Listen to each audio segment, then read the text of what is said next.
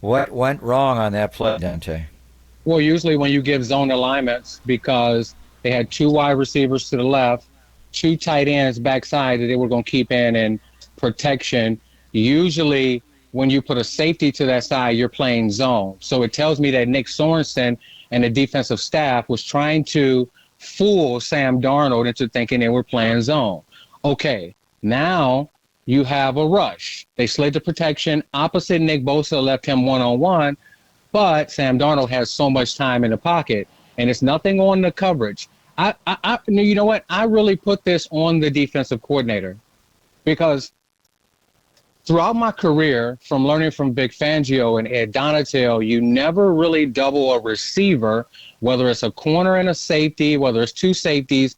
You don't double them so that he can run through the defense. If you're going to double the number one receiver, you put a corner in front to get their hands on him and impede his progress, and then you put a safety 25 yards deep to that side of the field. You put Odom to the side of the tight ends, and you put Diamador Lenore over to the side of the two receivers, and you just move that safety back, and you have Travarius Ward and you have Diamador Lenore playing man coverage underneath with a safety over the top. What they were trying to do is have Odom play the vertical and the outside routes, and then they had Jair Brown sitting 17 yards backside on the hash, believing that a deep over route was going to come. Well, what they did was shot him directly up the seam.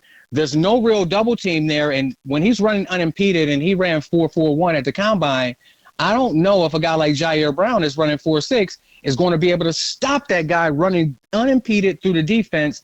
And, once he got a step on him, it was just you might as well just strike up the band. So I will put that on Nick Sorensen. That was very unsound of the way that they played that defense, and Justin Jefferson and Sam Darnold made them pay. I mean, they completely blew after the play. You got two guys back there against Justin Jefferson. You got to make a tackle.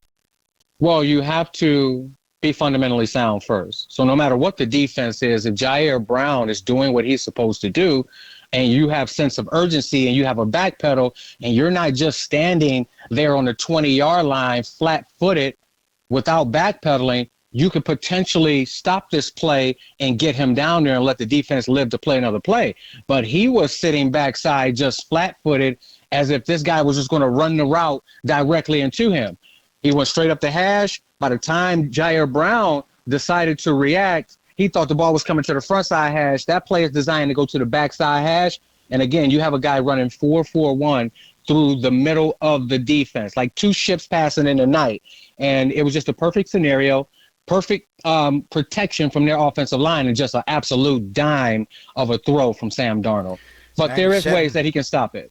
Yeah, 97 yards later. That's the longest pass play the Niners have ever given up in their history.